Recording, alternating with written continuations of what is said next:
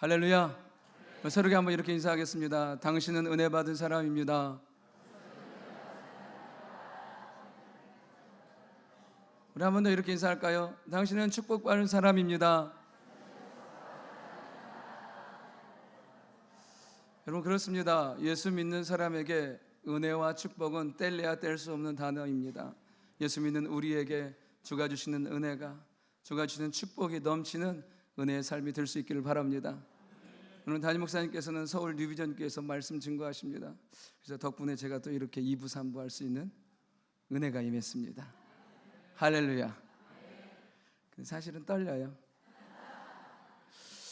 제가 원래 이 말씀 전하는 거 엄청 좋아하고 즐겨하는데 오늘따라 유난히 긴장이 되는 거 있죠. 진짜 거짓말 조금 못하면 화장실 한 20번은 갔다 온 것 같아요. 긴장이 돼가지고. 그리고 뭘 안 먹어도 배도 안 고파요. 아침에 와서 잠깐 기도했는데 1시간이 지났더라고요. 할렐루야. 제가 그런 은혜의 사람인지 예전에 미처 몰랐습니다. 오늘 목사님이 안 계시지만 동일한 성령의 능력과 은혜가 우리 모두에게 임하게 될 줄 믿습니다. 오늘은 본문의 말씀으로 은혜로 변화된 사람이라는 제목으로 하나님의 말씀을 증거하도록 하겠습니다. 오늘은 그 야곱이라는 사람에 대해서 인생 전체를 한번 살펴보려고 합니다. 야곱은 참 그의 인생에 참 파란만장한 삶을 삽니다. 그러나 그가 하나님을 만남으로 그가 축복과 은혜의 사람이 되고, 놀라운 건 뭐냐면 하나님 나라의 중심이 된다는 것입니다. 창세기는 50장으로 기록되어 있습니다. 1절부터 11절까지는 하나님의 창조와 타락과 노아 방주와 바벨탑 사건으로 인한 원인류적인 사건들이 기록되어 있고요. 12장부터 50장까지는 4명의 족장의 이야기가 기록되어 있습니다. 창세기의 핵심이 이렇게 생각될 수 있습니다. 핵심 인물이 아브라함인가? 아니면은 야곱인가? 요셉인가? 여러분, 분명한 하나는 창세기 핵심 인물은 이 야곱이라는 것입니다. 왜냐하면 25장부터 50장까지가 야곱의 이야기예요. 50장에 야곱이 죽자마자 그냥 요셉도 죽여요. 그래서 그냥 급하게 마무리해버려요. 왜냐하면 하나님께서 그의 인생을 통해서 하나님의 나라를 세워가시는 것들을 기록하고 그 다음 역사로 이어져야 되기 때문에 그렇습니다. 여러분, 하나님을 만나고 예수 그리스도가 구주가 된 사람은 놀랍게도 하나님의 놀라운 은혜로 변화될 뿐 아니라 하나님의 역사에, 하나님의 나라에 아름답게 사용받는 일꾼이 되는 줄 믿습니다. 우리에게 그런 은혜가 나타나게 될 줄 믿습니다. 오늘 야곱에 대해서 한번 살펴보려고 하는데, 이 야곱의 삶은 한마디로 특징 지으면 그는 지독한 집착의 사람이라는 것입니다. 그는 자기의 것에 충실한 사람이었고요, 그는 내 사람에 충실한 사람이었습니다. 그러니까 그는 한번 붙은 거에 대해서 놓치려고 하지 않는 그런 집요함이 있었습니다. 그가 오늘 집착했던 것들을 4가지로 한번 살펴보려고 합니다. 첫 번째로 그가 집착했던 게 무엇이냐면 장자권이었습니다. 창세기 25장, 26장에 보면 그런 내용이 나옵니다. 이제 형 에서가 사냥에서 돌아옵니다. 너무나 배가 고파요. 그래서 그때 야곱은 뭐하고 있었냐면 죽을 쓰고 있었습니다. 형 에서가 이렇게 말합니다. 야, 너무 배고프니까 나에게 죽 좀 줘. 그러니까요, 이 야곱, 잔머리의 대가 야곱이 이렇게 말합니다.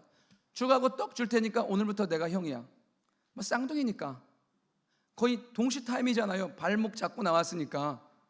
뭐 꼭 그 누가 형이라고 말하기 참 애매하게 하지만 규정이 되어버렸거든요.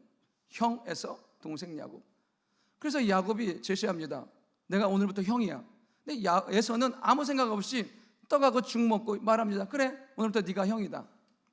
여러분, 솔직히 어렸을 때 그런 적 있지 않으십니까? 뭐 언니나 형이나 하면서 막 열받으면 그잖아요. 오늘부터 내가 형이야. 그럼 형이 그러자. 그래, 네가부터 오늘 네가 해, 형해. 이런 적 없으시군요. 그렇다고 해서 형이 됩니까? 말이 왜 이래요? 형이 됩니까? 형 안 돼요. 뭐 말로 형이라 하지만 형 될 수 없어요. 그리고 나중에는 어떻습니까? 27장에 보면 이제 아버지 이삭이 죽을 날이 얼마 안 남았어요. 그래서 이제 큰아들 에서에게 축복하기로 작정했는데 그 얘기를 어머니 리브가가 듣고 야곱에게 에서의 털 옷을 입혀서 들여보내요. 아버지, 저 에서예요. 근데 아버지가 이렇게 바보입니까? 평생을 키웠는데 그걸 모르게, 야, 야곱인데? 아닌데요? 에서인데요? 빡빡 우겨요. 이 털옷 입고 만져보라고, 털. 근데 참 아버지도 둔하죠. 어떻게 양털과 사람 털을 기부. 그러니까 자오전 에서가 그런 사람이었던 거예요. 그렇게 막 완전 남자. 근데 구분 못하고 축복해요. 근데 한번 생각해 보세요. 야곱이 아닌 에서로 축복받는 심정. 아버지의 축복을 받기를 원하는데 받을 수 없어서 형의 덫을 뒤집어 쓰고 에서내 흉내내는 그 모습. 그러니까 그의 삶은 어떻게라도 그렇게 하나님의 복과 은혜 가운데 살기 원했다는 것입니다. 여러분, 우리가 야곱을 욕하지만 우리 안에 이러한 하나님의 은혜를 향한 사모함이 있습니까? 우리가 야곱은 나쁜 놈이라고 말하지만 우리 안엔 최소한 야곱과 같은 중심은 있습니까? 저는 우리 모두가 다 이런 야곱과 같은 믿음의 중심으로 사는 은혜가 있길 원합니다. 그러니까 이게 자오전 방법은 잘못됐어요. 막 이게 거의 사기치고 거짓말치고 해가지고. 근데 결론은 어떻게 됩니까? 그럼 그것 때문에 형이 죽이려고 하니까 도망가는 삶을 살게 되는 거죠. 하나님의 계획은 태어나면서부터 그랬어요. 큰 자가 어린 자를 섬길 거라는 그 계획 가운데 태어났지만 이 아내는 이게 절대 그것을 수긍하지 못하는 거예요. 어떻게라도 하나님의 복을 받고 싶은 그 마음, 그것 때문에 인생에 자꾸만 무리수를 두게 됩니다. 그러니까 형이 죽이려고 하니까 어디로 도망갑니까? 유삼촌 라반의 집으로 도망갑니다. 거기서 두 번째 집착의 대상을 발견합니다. 이쁜 여자. 참 인생은요, 참 이쁘고 잘생기고 봐야 돼요. 라헬 한눈에 반해요. 그러면서 유삼촌에 얘기합니다. 야, 네가 우리 집에 공으로 섬길 수 없잖아. 내가 너에게 대가로 뭘 줄까? 유삼촌의 작은딸 라헬을 주십시오. 그럼 7년 동안 일해. 그럼 내가 라헬을 줄게. 7년 열심히 일했어요. 성경은 뭐라고 말했습니까? 7년을 정확히 수일입니다. 수일같이 여겼더라. 그러니까 너무 즐거운 거예요. 그 여자만 있으면 행복할 것 같고, 그 여자만 있으면 즐거울 것 같고. 근데 삼촌이 뻥치잖아요. 누구를 들여보내요? 레아. 삼촌 왜 이래? 이게 지금 장난쳐이 나하고. 그때요, 그 전에 우리 지방에서는 형이 먼저 결혼하는 거야. 그래서 또요, 7년. 그러니까 라헬 한 명을 위해서 몇 년이요? 14년. 근데 라헬만이었습니까? 덤으로 비라와 실바, 레아, 부인이 4명이 되는 놀라운 은혜가 임하게 됩니다. 가끔 청년들 이럽니다. 부인 4명, 와, 행복하겠다. 미친 겁니다. 여러분, 한 명하고도 살기가 쉽습니까? 어렵습니다. 얼마 전에 저희 집사람이 저한테 그랬어요. 와, 목사님은 저에게 완전 로또예요. 그런 거예요. 와, 제가 그랬죠. 와, 그렇게 내가 좋아? 내가 당신한테 그렇게 인생이 대박이야? 아니요, 맞는 게 하나도 없어요.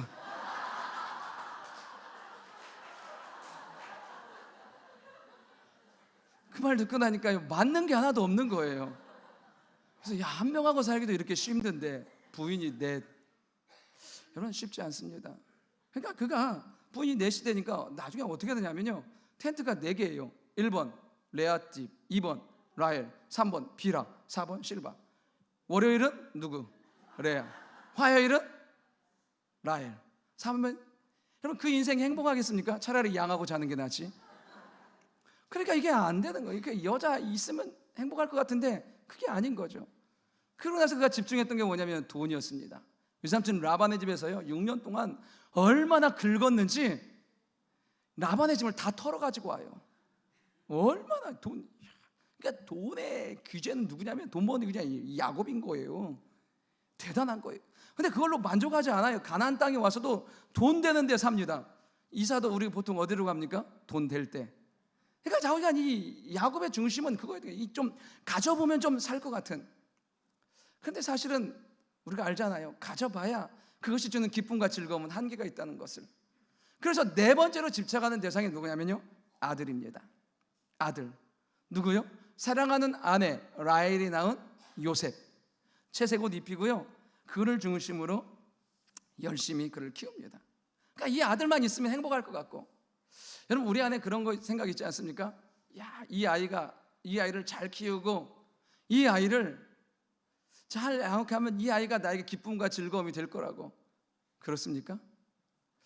가끔 이런 생각합니다. 그러니까 요즘에 보면 정말 부모에게, 엄마에게 아이가 전부인 분들이 많아요.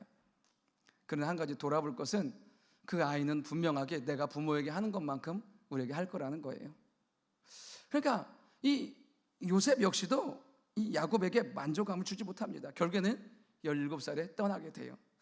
오늘 집착했던 거 4가지 말씀드렸습니다. 장자권, 여자, 그 다음에 재산, 아들. 그런데 한번 제가 보겠습니다. 도대체 이 집착의 결과는 어떻게 되었을까? 그가 장자권에 집착합니다. 그러니까 아까 말씀드린 것처럼 아버지를 속이고 형을 속여서 이게 축복받아요? 그러니까 형이 열받잖아요. 아까 말씀드렸잖아요. 오직 그가요 근육질이면 도대체 아버지가 양털하고 사람 털을 구분을 못해요. 좌우지가 이거 걸리면 죽는 거예요. 형이 죽인다고 해요. 그러니까 도망가요. 어머니가 그래, 야 며칠만 외삼촌 집에 가 있어. 근데 그 며칠이 몇 년이 돼요? 20년이 돼요. 타향살이의 서러움과 그리움을 안고 20년을 살게 돼요. 그러니까 자기가 그 집착했던 결과는 집을 떠나게 되는 철저한 훈련의 과정 가운데 들어가게 된다는 것입니다. 두 번째로 여자. 그 여자가 행복할 것 같죠? 근데 제일 먼저 하나님 데려가신 게 누구냐면 그 라헬이에요. 정말 그 여자만 있으면 행복할 것 같은데 제일 먼저 하나님께서 데려가셨어요. 그리고 부인이 넷이다 보니까 나중에 어떤 일이 생기냐면 그의 큰아들 르우벤과 그 아내 비라가 동침하는 정말 비극적인 일들이 생기기 시작합니다. 나중에 그것 때문에 아들 르우벤을 저주하게 돼요. 그러니까 결국에는 여자도 그의 삶에 만족을 주지 못한 거예요. 그리고 또 하나, 재산이요. 어떻게든 좀 물려가고 늘려가려고 했거든요. 가나안 땅에 돌아와서도 그는 절대로 아버지가 있는 곳으로 가지 않아요. 그는 산지거든요. 별 볼 일 없거든요. 그래서 세겜생에 가요. 거긴 너무 좋거든요. 거기 갔는데 결론은 어떻게 되냐면 그게 12남 1여인 딸 디나가 그 성의 아들, 그냥 추장 하몰의 아들에게 욕을 당하게 됩니다. 하나밖에 없는데 정말 그 딸에게 씻을 수 없는 아픔을 줘요. 그리고 그것 때문에 그의 디나의 두 오빠 레위와 시므온이 그 세겜성 사람들에게 말합니다. 세겜성 사람들이 이렇게 얘기하죠. 우리가 서로 결혼하자. 너희 딸을 우리에게 주고 너희 아들을 우리에게 줘서 서로 통혼하자. 그때 이 시므온과 레위가 이렇게 얘기해요. 아니, 우리는 할례 받지 않은 사람하고 결혼할 수 없어. 그래서 이 세겜생 전체가 할례를 행합니다. 극심한 고통 가운데 있는 3일째 시므온과 레위와 그가요 하숙들을 거느리고 들어가서 그 상을 다 몰살시켜버립니다. 말 그대로 두 아들을 정말 살인자로 만들고 나중에 그것 때문에 두 아들을 저주하게 됩니다. 재산을 좀 늘려가 보려고 했는데 결론은 무엇이냐면 자녀들에게 계속되는 거듭되는 상처와 저주만 그들에게 임하게 되는 것을 보게 됩니다. 그 아들 붙들고 살면 좋을 것 같았는데 그 아들 어떻게 됩니까? 내가 사랑해주면 잘 될 것 같았는데 나머지 10아들이 상처받고 그 분노함으로 그 요셉을 팔아버리게 돼요. 애굽의 종으로 팔려가게 됩니다. 그러니까 이 요셉의 삶도 만만치 않은 삶 가운데 들어가요. 내가 사랑하면 될 것 같았는데 본인에게도 아들에게도 유익이 없는 거죠. 거기서 끝나게요? 그 요셉을 판 형 열은 어떻겠습니까? 그들이 나중에 이 가나안 땅에도 기근이 들어서 애굽에 곡식을 사러 왔을 때 요셉을 만납니다. 그들은 요셉인지 모르죠. 애굽의 총리가 되었는데 그때 요셉이 그들을 형인 줄 알고 그 중에 형 시몬을 결박해서 감옥에 집어넣습니다. 그때 그 형들이 서로 울면서 다투면서 했던 말이 뭐냐면 우리가 그 아이의 애거라는 소리를 듣지 않아서 우리가 이 벌을 당한다. 그러니까 무엇입니까? 형들이 열받아서 팔리긴 했지만 형들 역시도 22년을 지옥과 같은 삶을 살고 있었던 거예요. 그 집에서 요셉은 금기어였어요. 요자도 말하면 안 돼요. 왜냐하면 아버지에게는 상처, 형들에게는 죄. 나중에 아버지 야곱이 죽어요. 50장에 보면 야곱을 장례하자마자 형들이 요셉 와서 다 엎드려요. 울면서 애걸복걸하며 살려달라고 말합니다. 그러니까 어떻습니까? 이 야곱이 집착했던 모든 것들을 되돌아보면 결국에는 상처로, 아픔으로, 고통으로 다 남게 되는 것을 보게 됩니다. 그런데 이 야곱의 삶이 결정적으로 변하게 된 계기가 있다는 것입니다. 이런 야곱이 이 집착을 내려놓고 하나님의 거룩한 은혜를 붙들게 됩니다. 우리 창세기 43장 한번 보도록 하겠습니다. 43장 13절 14절입니다.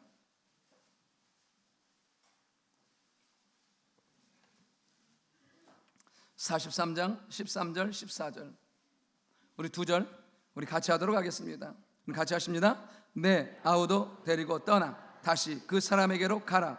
전능하신 하나님께서 그 사람 앞에서 너희에게 은혜를 베푸사 그 사람으로 너희 다른 형제와 베냐민을 돌려보내게 하시기를 원하노라. 내가 자식을 잃게 되면 이르리로다. 아멘. 이 야곱에게는 사랑하는 아내 레아가 낳은 두 아들이 있었습니다. 요셉과 베냐민. 요셉의 빈자리를 베냐민으로 채우고 있었습니다. 그런데 애굽에 있는 요셉이 베냐민을 요구합니다. 곡식이 다 떨어졌어요. 애굽에서 사온 곡식이 다 떨어졌어요. 다시 애굽으로 가야 되는데 이 야곱이 베냐민을 내놓지 않습니다. 그러다가 마지막 순간 더 이상 먹고 살 게 없을 그때 무엇을요? 이 아우를 데리고 가라. 내가 자식을 잃게 되면 이르리로다. 어쩌면 그의 인생의 마지막까지 붙들고 있던 걸 다 내려놓습니다. 그리고 무엇을요? 하나님께서 너에게 은혜를 베푸시기를 원하노라. 모든 걸 다 내려놓고 은혜를 붙들게 된다는 것입니다. 여러분, 우리의 인생과 삶 가운데 우리가 붙들고 있는 것들이 내게 소망이 될 것 같고 힘이 될 것 같고 위로가 될 것 같지만 여러분, 은혜 아니면 우리의 삶을 살 수 없다는 것입니다.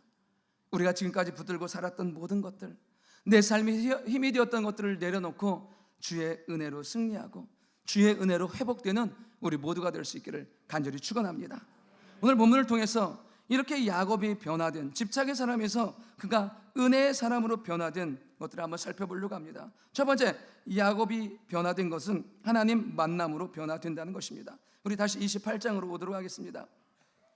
28장 10절 11절입니다. 우리 두 절 같이 하도록 하겠습니다. 같이 하십니다. 야곱이 브엘세바에서 떠나 하란으로 향하여 가더니 한 곳에 이르러는 해가 진지라. 거기서 유숙하려고 그곳에 한 돌을 가져다가 베개로 삼고 거기 누워 자더니. 아멘. 여러분, 이제 야곱이 그 장자권의 문제로 인해서 아버지의 집을 떠나게 됩니다. 사실 에서는 들 사람이에요. 정말 거친 상남자인 거죠. 그러나 이 야곱은 그렇지 않아요. 거의 마마보이 수준입니다. 엄마하고 같이 요리하는 걸 좋아해요. 뭐 음식에 엄마 짜, 소금 더 넣어, 뭐 이런. 제가 이번에 시골 가서 아주 큰일 두 가지를 하고 왔습니다. 첫 번째, 제가 육개장을 끓이는데 불을 지폈어요. 두 번째 했던 건 뭐냐면 보신탕 끓이는데 제가 불을 지피고 얼마나 흐뭇하던지, 뭐 뭔가를 하나 하고 온 것 같아요. 항상 그냥 갔다 왔는데. 그러니까 야곱의 삶은 집을 떠나보지도 않았고, 그러니까 거친 거에 익숙하지 않은 사람이에요. 그런데 하나님께서 그를요 거침에 내어놓습니다. 한 번도 들에서 자본 적이 없는 사람이에요. 그런데 그 들판에서 자야 돼요.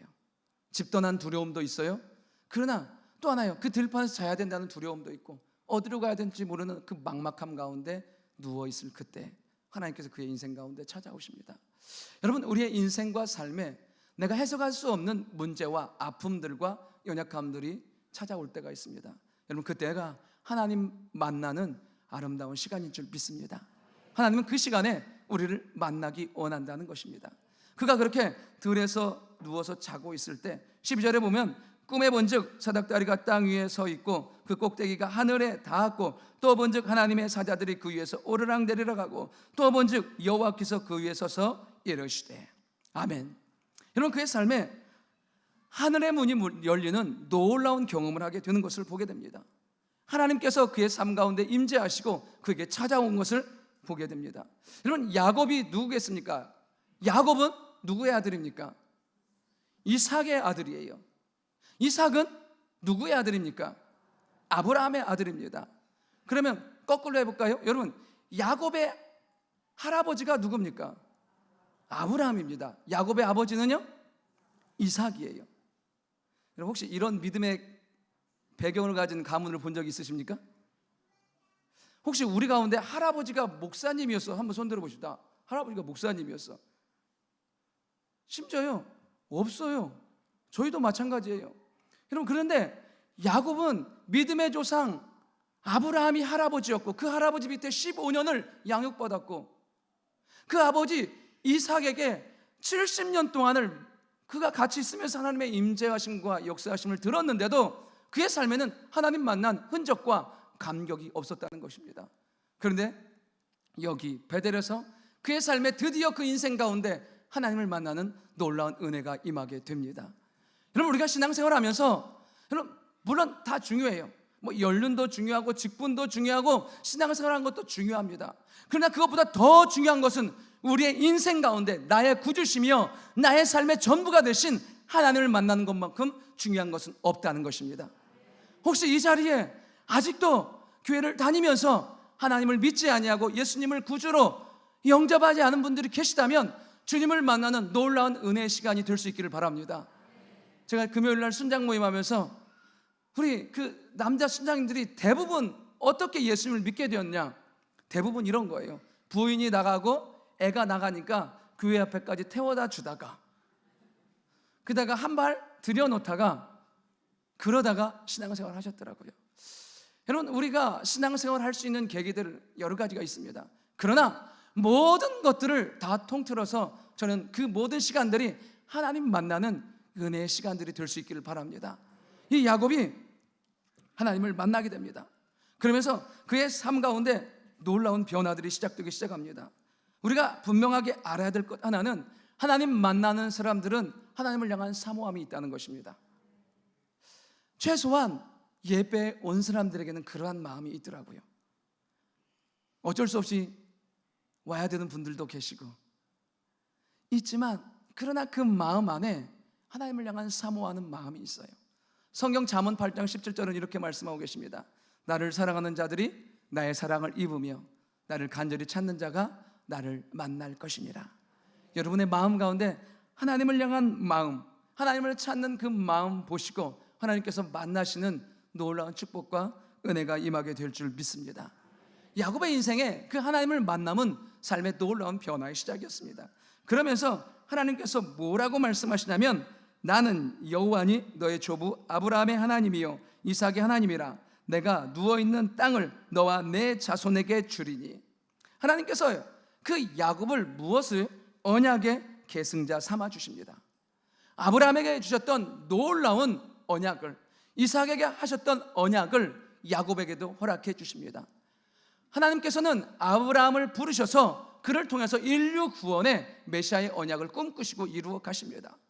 그러면서 아브라함을 통해서 이삭을 통해서 야곱을 통해서 유다를 점점점 그 언약을 이어가고 계십니다.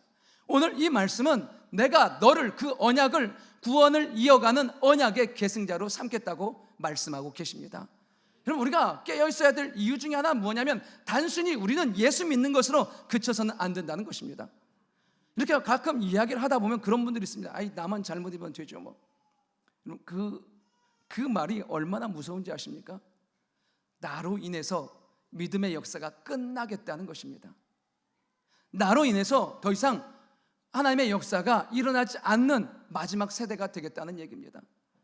하나님께서는 우리를 부르셔서 하나님의 거룩한 언약의 계승자로 부르신 줄 믿습니다. 그러면서 제가 하나님께서 우리를 부르심으로 말미암아 하나님께서 하실 일들이 무엇일까? 하나님께서 우리의 삶 가운데 계획하신 것들이 무엇일까? 그것은 놀라운 구원과 회복의 역사라는 것입니다. 보통 바닷물은 썩지 않습니다. 제가 군대에 있을 때 바로 그 통일전망대 밑에 있었거든요. 강원도 고성. 그래서 거기 이렇게 바닷가예요. 얼마나 예쁜지 몰라요. 이제 어느 날 제가 바닷물이 과연 얼마나 짤까? 지가 짜면 얼마나 짜겠어. 제가요 딱 한 모금 먹고 혀가 마비돼 죽는 줄 알았어요. 엄청 짜더라고요. 그런데 놀랍게도 그 바닷물을 썩지 않게 하는 염분은 3%밖에 되지 않는다고 합니다. 하나님은 지금도 전 인류를 향한 구원의 계획을 가지고 계세요. 근데 그 구원을 위해서 그 3%의, 그 5%의, 10%의 사람들을 찾고 계시는 줄 믿습니다. 여러분, 제발 신앙생활이 그냥 나로만 그치는, 그냥 내가 예수 믿는 것으로 그치는, 내 자녀는 뭐 언젠가 되겠지. 여러분, 언젠가 잘 안 돼요. 내 삶 가운데 끊임없이 그들을 향해서 기도하고 권면할 때 그들의 삶이 회복되어져 가요.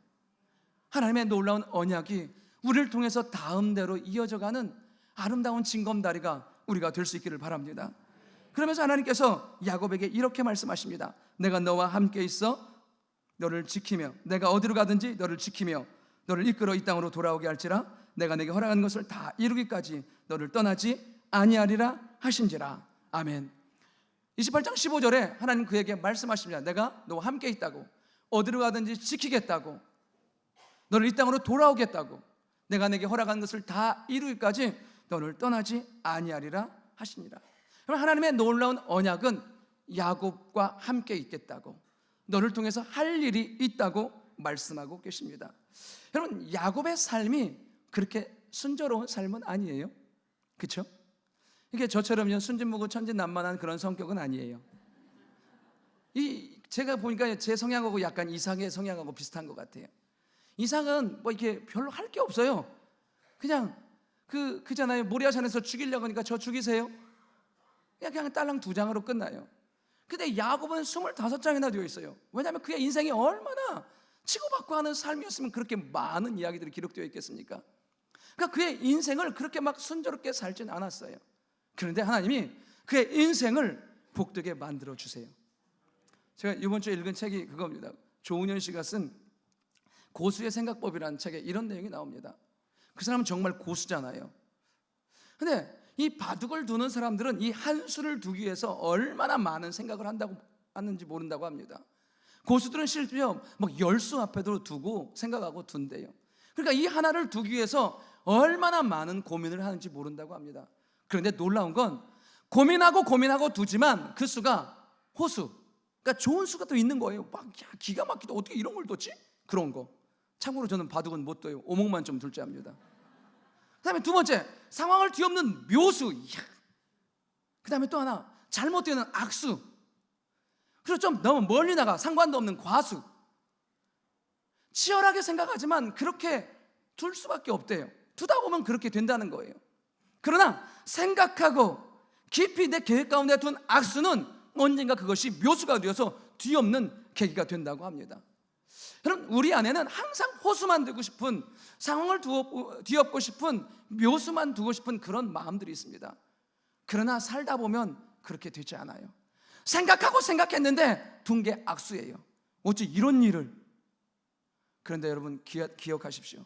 내 인생 가운데 비록 내 의도와 관계없이 악수를 두고 아무런 관계없는 과수를 두었다 할지라도 하나님은 그것을 바꾸어서 묘수가 되고 호수가 되고 이기게 하는 능력의 하나님이라는 사실입니다. 우리가 하나님 안에 거해야 될 이유는 바로 여기 있다는 것입니다.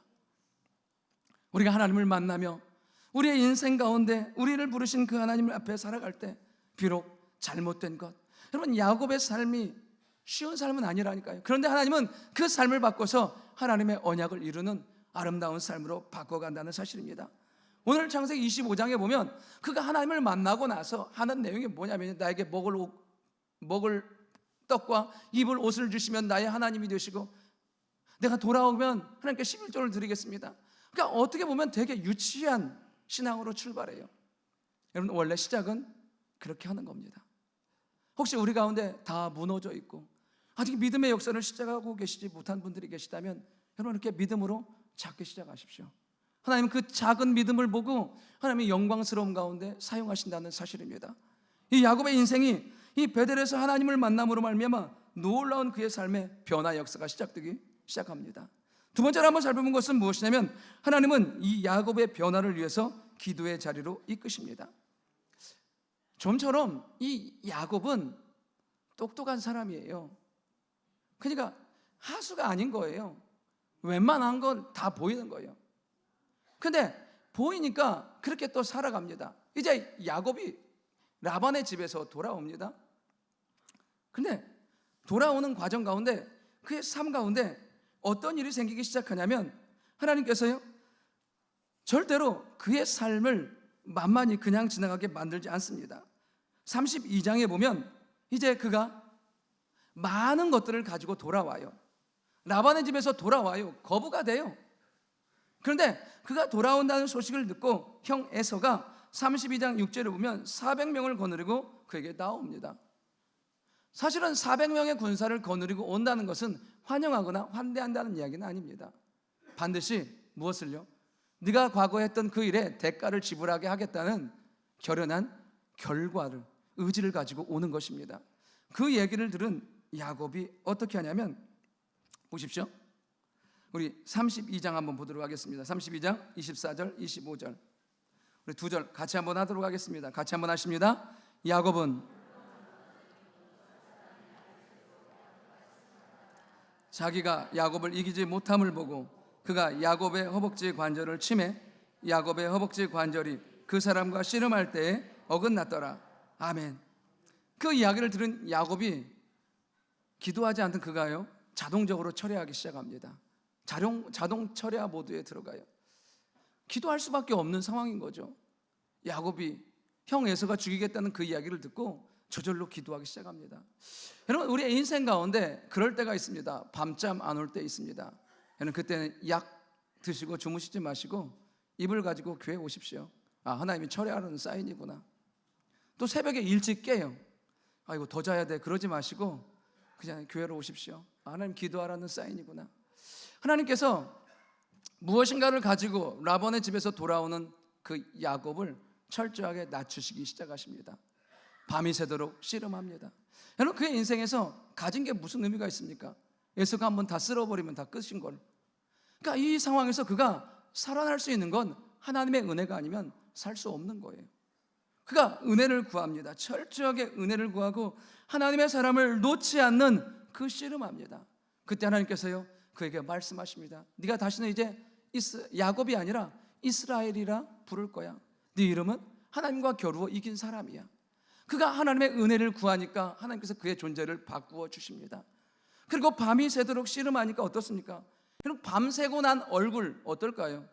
그 씨름했어요. 아마 처참했을 겁니다. 그리고 또 어떻게 해요? 그 뼈는 위골되어 가지고 절고 가는 그 모습을 에서가 봅니다. 에서도 그냥은 온 건 아니라니까요. 근데 그 야곱의 모습을 딱 보니까 마음이 무너지는 거예요. 20년 만에 만나는 동생이 정말 형편없는 모습을 보고 서로 끌어안고 웁니다. 그러면서 네가 정말 내 동생 야곱이냐? 그들의 관계가 회복되는 것을 보게 됩니다. 여러분, 우리의 인생 가운데 어쩌면 해결되지 않는 문제는 하나님 앞에 우리의 마음과 심령이 낮아지지 않아서 해결되지 않는 경우들이 참 많다는 것입니다. 하나님 앞에 낮아진 마음으로 엎드려 기도할 때 하나님은 우리에게 묶여있는 것, 맺혀있는 것들을 풀어주시는 영광의 하나님이심을 믿습니다. 그가 얼마나 마음이 낮아졌느냐면, 여러분, 이 에서는 경쟁 상대예요. 형이라고 인정하고 싶지 않아요. 그 절대 아마 형이라고 안 불렀을 거예요. 야 에서 막 이랬을 거예요.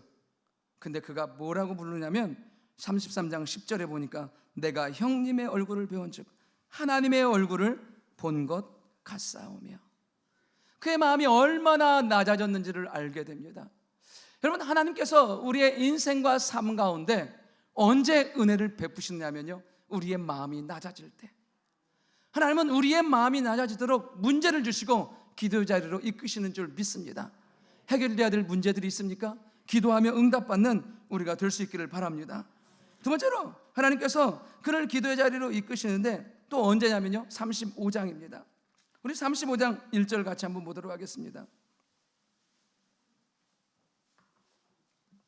35장 1절입니다. 우리 같이 한번 하십니다. 하나님이 야곱에게 이르시되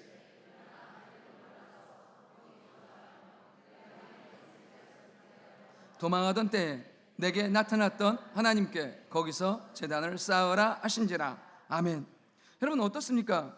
이 야곱이 이제 좀 형의 위협부터 벗어나니까 형과 그 사자들을 다 보내버려요. 그리고 내가 천천히 갈게 하고 형과 아버지가 있는 세일산으로 가지 않아요. 그리고 어디요? 넓은데, 좋은데, 세겜으로 점점 가기 시작합니다. 이 야곱 보면서 누구 생각나십니까? 우리 생각나지 않습니까? 할렐루야. 아마 분명한 건 제가 이렇게 막 이제 설교를 해요. 놀라운 건 뭐냐면 저 문을 열고 나가면서 설교를 다 잊어버린다는 사실입니다.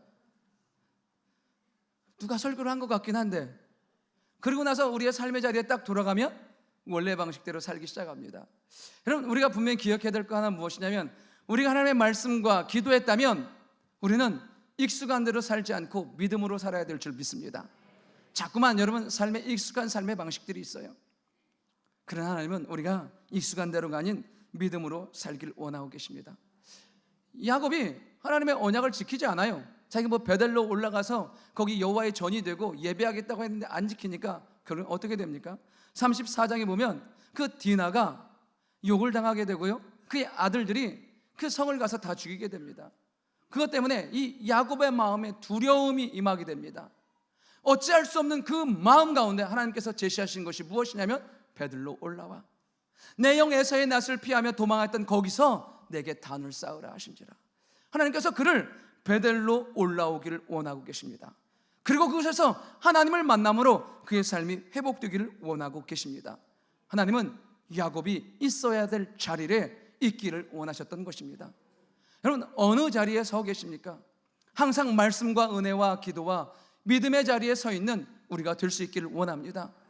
삶은, 신앙은 어느 에 서 있느냐에 따라서 그의 삶이 달라지기 시작합니다. 저는 청년들에게 많은 얘기를 하지만 기본적으로 세 가지 얘기를 합니다. 첫 번째, 시간의 우선순위 예배다. 여러분, 우리의 인생 가운데 시간의 가장 우선순위에 예배를 둘 수 있기를 바랍니다. 하나님과의 관계, 하나님과의 만남이야말로 얼마나 복되고 은혜로운 삶인지 모릅니다. 그리고 나머지 시간을 짜가는 거예요. 두 번째, 물질의 우선순위 11조. 여러분, 이 물질의 문제가 정리되지 않고 극복되지 않으면 여러분, 생각보다 하나님의 은혜와 은총이 더디갈 수밖에 없습니다. 내가 이 물질에 대해서 정리되지 않으면 나중에는요, 물질에 영향받는 삶을 살 수밖에 없습니다. 그래서 제가 청년들에게 얘기합니다. 시간의 우선순위가 예배라면 물질의 우선순위는 11조다.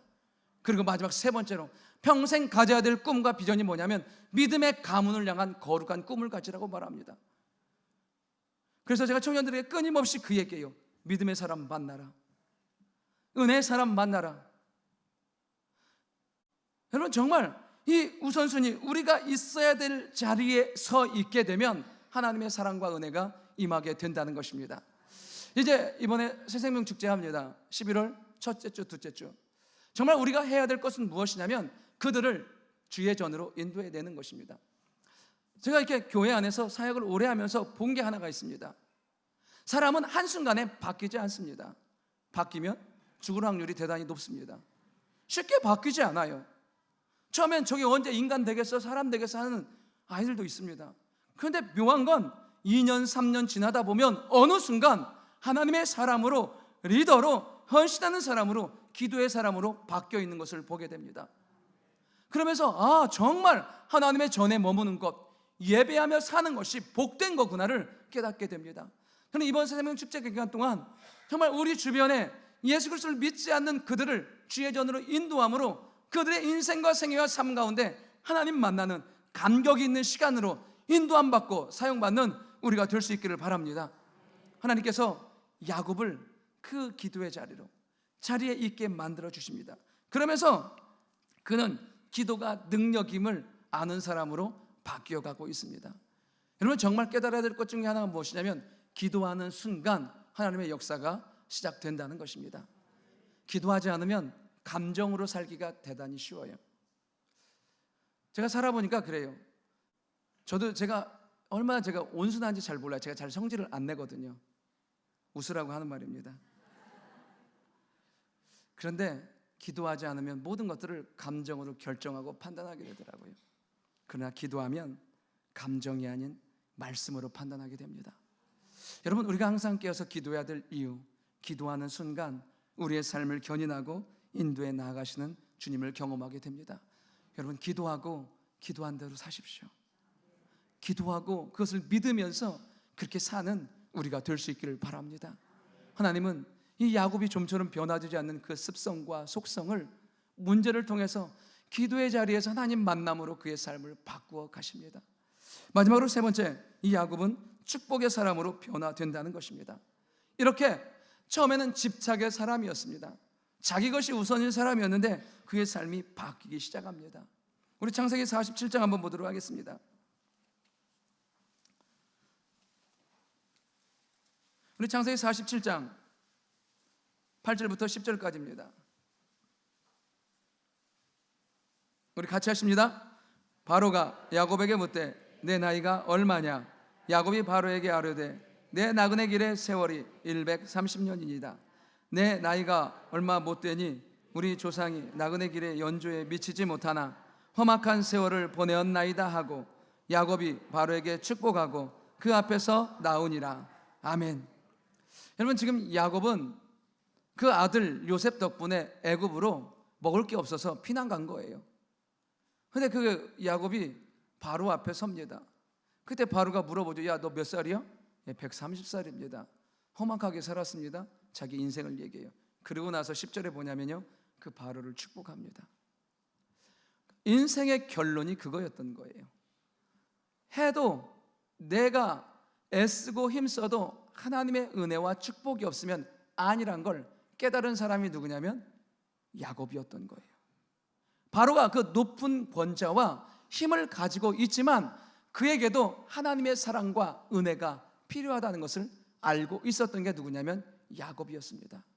여러분, 우리에게 예수 그리스도의 심장과 주의 복음이 있다면 축복하지 못할 대상이 없는 줄 믿습니다. 여러분, 이 나라와 이 민족을 가슴에 품고 기도하십시오. 이 세대 가운데 하나님의 뜻이 이루어지도록, 구원의 역사가 일어나도록, 이 민족과 이 나라가 하나님의 복음을 증거하는 도구로 사용받도록 기도하며 축복하는 우리가 될 수 있기를 바랍니다. 그럼 우리가 축복하는 영역은 하나님의 은혜 가운데 회복의 역사들이 일어나기 시작합니다. 우리가 기도하는 영역들은 살아나고 일어나기 시작합니다. 이 야곱에게 어쩌면 이건 생뚱맞은 거였습니다. 그러나 그는 알고 있었어요. 아무리 많은 것, 아무리 높은 자리에 있다 할지라도 하나님의 은혜와 축복이 없이는 그 삶이 은혜가, 가치가 없다는 것을, 정말 우리를 통해서 많은 사람들이 주께로 돌아와지고 하나님의 복과 은혜를 경험하며 사는 삶이 될 수 있도록 많은 이들을 축복하는 은혜의 종들이 될 수 있기를 바랍니다. 그러면서 또 하나, 야곱은 자신의 아픔이 축복의 근거가 된다는 사실입니다. 우리 48장 한번 보도록 하겠습니다. 48장 13절 14절입니다. 48장 13절 14절 우리 두 절 같이 한번 하도록 하겠습니다. 오른손으로는 에브라임 이스라엘의 왼손을 향하게 하고 왼손으로 므낫세의 오른손을 향하게 하여 이끌어 그에게 가까이 나아가며 이스라엘이 오른손을 펴서 차남 에브라임의 머리에 얹고 왼손을 펴서 므낫세의 머리에 얹었으니 므낫세는 장자라도 발을 엇바꾸어 얹었더라. 아멘. 여러분, 이제 야곱의 삶이 얼마 안 남았습니다. 그래서 요셉은 자기의 사랑하는 두 아들 므낫세 큰아들, 에브라임 작은 아들을 그 야곱 앞에 갖다 둡니다. 그리고 아버지, 하나님의 이름으로 이들에게 축복해 주십시오. 그랬을 때 이 야곱, 이스라엘은 어떻게 하냐면 그 우스로 찾아 에브라임의 머리에 얹습니다.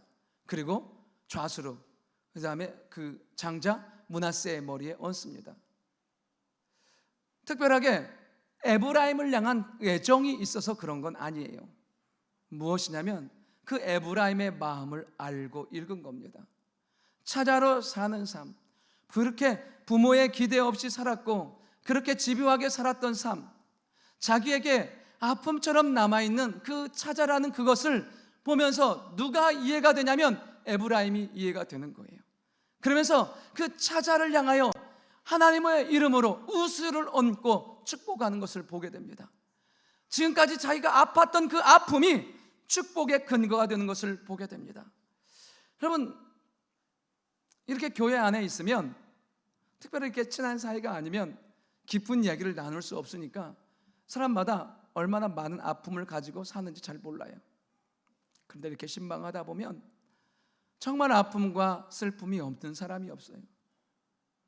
어떤 분은 자식을 먼저 앞서요 보낸 그 슬픔을 가슴에 안고 웃으며 살고, 어떤 분들은 사랑하는 남편을 먼저 보내고 그 삶의 무거운 짐을 지고 살고, 어떤 사람들은 내가 무슨 죄가 져서 이런 집안에 태어나서 이런 아픔과 고통 가운데 사는지 모르겠다고 하는 그런 아픔이 있는 사람들도 있습니다. 여러분, 분명한 것 한 가지는 무엇이냐면 우리의 삶이 하나님을 만남으로 하나님은 그 모든 내 아픔을 축복의 근거 삼으신다는 것입니다. 그것으로 누군가를 축복하기를 원하고 그것이 누군가를 긍휼히 여기는 하나님의 마음을 갖게 만들어 주십니다. 정말 우리 모두가 내게 있는 아픔이 상처로 누군가에게 아픔을 주는 것이 아니라 내게 있는 그 아픔이 은혜로 변화되어서 축복의 통로가 되는 우리가 될 수 있기를 바랍니다. 한계는 누구에게나 있습니다. 그러나 내가 누구의 손에 붙들리느냐에 따라서 내 안에 한계와 연약함은 있지만 살리는 사람, 축복하는 사람, 세우는 사람이 될 수 있느냐가 결정됩니다. 주의 손에 붙들리는 은혜의 종들이 될 수 있기를 바랍니다. 그래서 마지막으로 이 야곱이 자녀들에게 축복하는 것을 보게 됩니다. 우리 49장 1절 같이 한번 보도록 하겠습니다. 49장 1절 우리 같이 한번 하십니다. 야곱이 그 아들들을 불러 이르되 너희는 모이라. 너희가 후일에 당할 일을 내가 너희에게 이르리라. 아멘. 여러분, 야곱이 자녀들에게 현세적인 축복이 아니라 후일에 당할 일을 축복합니다. 그들의 삶을 어떻게 살아갈 건지에 대해서, 앞으로 하나님께서 어떤 은혜와 복을 베풀 건지에 대해서 축복하며 선포하는 것을 보게 됩니다. 물론 그렇게 하나님은 역사하시고 그들의 삶을 인도해 가십니다. 여러분, 오늘도 우리가 깨어서 기도해야 될 이유가 바로 여기에 있다는 것입니다. 우리가 하나님께서 주신 현세적인 복과 은혜에 매여 사는 것이 아니라 우리가 기도함으로 장차 어떤 일들이 우리의 자녀와 가정과 교회와 민족 가운데 일어날지가 결정된다는 것입니다. 여러분, 깨어서 자녀를 위해서 축복하며 기도할 수 있기를 바랍니다. 가문과 가정 가운데 하나님의 계획과 믿음의 아름다운 가문으로 세움받을 수 있도록 기도하는 우리가 될 수 있기를 바랍니다. 몸된 교회가 하나님의 영광 가운데 사용받을 뿐 아니라 더 많은 교회들을 세워가며 더 많은 구원의 사역 가운데 사용받는 축복의 교회가 될 수 있도록 기도할 수 있기를 바랍니다. 그리고 이 민족을 위해서 기도해 주십시오. 열방과 민족을 품고 살리며 세우는 이 민족으로 사용받을 수 있게 해달라고. 여러분, 하나님은 우리가 그런 축복의 사람이 되길 원하고 계십니다. 야곱이 그렇게 후에 당할 일을 축복하고 그들의 삶에 하나님의 언약을 부탁하고 나아갑니다. 여러분, 이 야곱의 삶은 처음에는 집요한 집착으로 시작합니다. 누구나 그렇게 살 수 있다는 것입니다. 그러나 그가 결정적인 순간에 이 모든 것들을 내려놓고 주의 은혜를 붙들게 됩니다. 결론으로 말씀을 마치려고 합니다. 여러분, 우리가 이 땅을 살아가면서 우리가 집착하고 있는 것들, 근데 반대로 보면, 뒤집어 보면 우리가 집착하고 있던 그것들에 우리가 매여 사는 삶을 살게 됩니다. 내가 집착하거나 내가 매여 있던 그 모든 것들을 내려놓고 주의 은혜 붙들고 은혜로 축복하며 은혜로 회복해야 사는 우리가 될 수 있기를 바랍니다. 하나님께서 은혜로 우리의 삶을 회복해 만들어 주실 줄 믿습니다. 그리고 또 하나, 여러분, 우리가 축복의 사람으로 살아야 됩니다. 여러분, 축복하십시오. 정말 주의 이름으로 선포하고 믿음으로 고백하며 나아갈 때 주의 놀라운 구원의 역사들이, 회복의 역사들이 일어나게 될 줄 믿습니다. 그렇게 사용받기로 결단한 우리 모두에게 주의 놀라운 은혜가 임하게 될 줄 믿습니다.